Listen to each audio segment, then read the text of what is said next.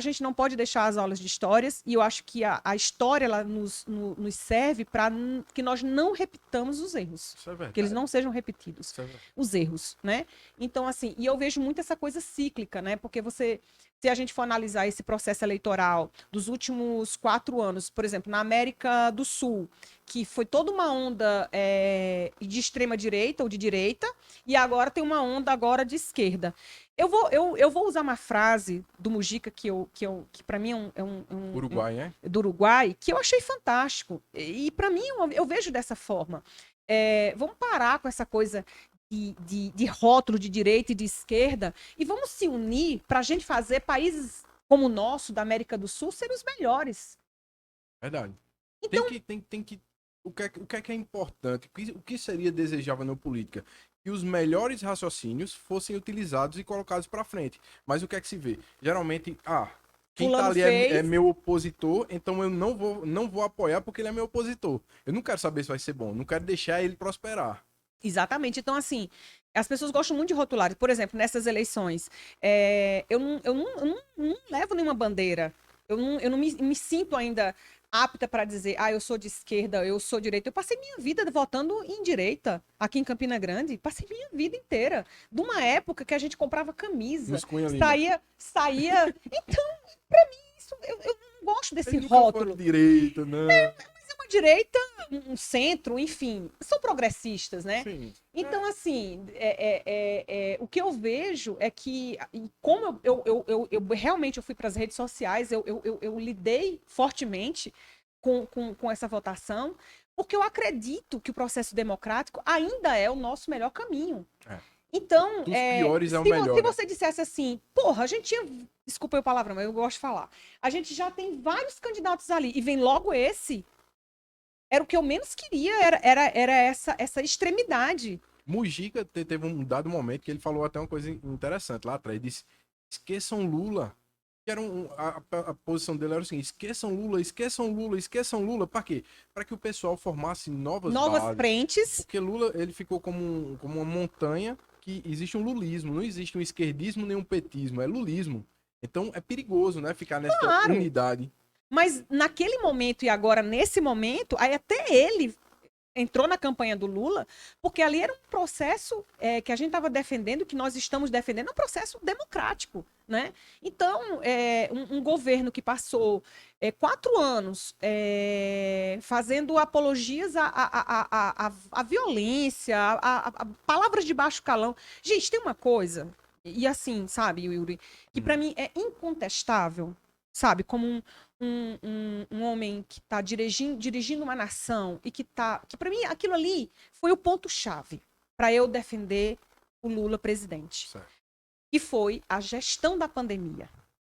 Só pra gente ir pontuando. A questão do discurso de ódio, como você mais ou menos falou aí. Isso. Assim, o que é que ele tava fazendo que a gente pode pontuar assim, dizer, quis prosperar a agressividade, o ódio, coisa do Para mim tipo. foi isso. Para Mas, mim foi isso. Porque assim, eu nunca vi uma polaridade tão grande. Você desrespeitar repórteres, você desrespeitar mulheres, ele é machista, ele é sexista, do meu ponto de vista, como feminista. E é importante a gente depois falar um pouco do que vai ser seja ótimo. feminista para as pessoas entenderem, porque as pessoas não entendem, né? Então, nesse processo dele, se você olhar as falas, as posições, sempre foi de muita falta de respeito, seja com quem for. E para mim, eu acho que a gente, enquanto gestor, eu fico imaginando uma empresa, Yuri. Sim. Enquanto uma empresa, você quer que um CEO se comporte daquela forma? Dentro do processo de uma empresa, você acha que as pessoas que trabalham ali dentro, elas olhariam que aquilo ali era um assédio moral? Todas as vezes que ele se portou, ali é um verdadeiro assédio moral. Eu fico olhando assim uma certa dualidade, porque assim, tipo, você queria que o gestor se portasse de uma maneira natural dele, bruta, ou você queria que o gestor se portasse de uma maneira como aconteceu, e eu não vou usar Lula apenas como exemplo, como Hum. aconteceu em todos os governos anteriores, onde todos os governantes que estavam no poder eram muito limpinhos, muito chiques, muito delicados, E o que a gente viu desde a redemocratização foram esquemas brutais de corrupção que destruíram. Eu cresci ouvindo, o Brasil é um país sensacional. Se não fosse a corrupção, se acabar a E corrupção... você acha que a corrupção acabou? Nós vamos ter agora com Bolsonaro uma das maiores aberrações. Primeiro, porque não tinha planejamento de gastos com vários setores, né, para 2023. O Bolsa Família estava R$ 400, ele falando que ia ser 600. Eu não entendo muito de economia, então eu não queria me adentrar a isso, porque eu acho que vai ter pessoas que você vai poder chamar e que vai falar muito melhor sobre isso. É legal o assunto, mas ele não tinha um teto de gasto, ele não planejou o ano de 2023, então tinha muita coisa dentro. E segundo a Tebet, que para mim vai ser uma excelente candidata a presidente, ela fala que vai ser o maior rombo de corrupção do planeta.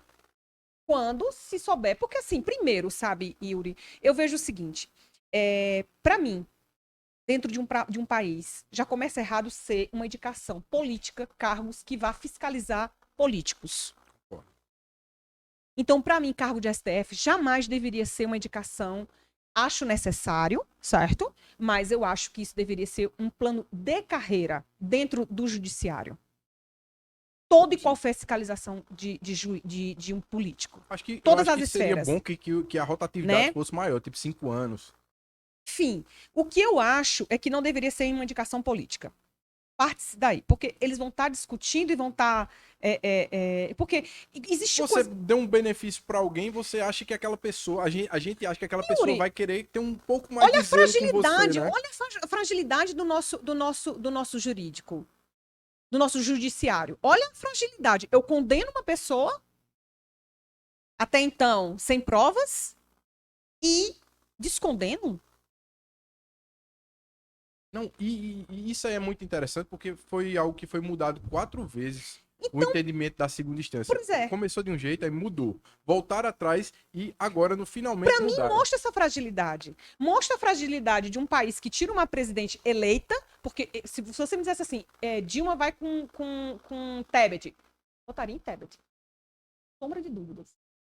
Agora, porque pra mim ela foi incompetente. Ela sempre foi. Ela agora, negou, né? ela em alguns. Agora, ela também saiu porque bateu de frente para não. Sabe por que eu acho que ela foi incompetente? Participar do grupo de corrupção. Sabe por que ela foi tão incompetente?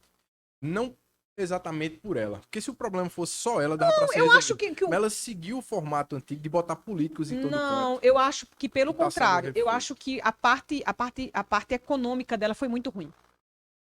Certo? Então, assim... Você é muito política, né? Manteiga, um cara não, que já tava... e ela também batia de frente com a galera, e ela saiu porque bateu de frente, porque todo mundo sabe que ela era uma pessoa correta. Então, assim, o que eu acho frágil é o nosso judiciário. Então, eu fico, enquanto cidadã, quem tem é que sempre vai levar vantagem. Eu vi algum caso, alguma coisa na internet, que tem um advogado, ele tá há 10 anos...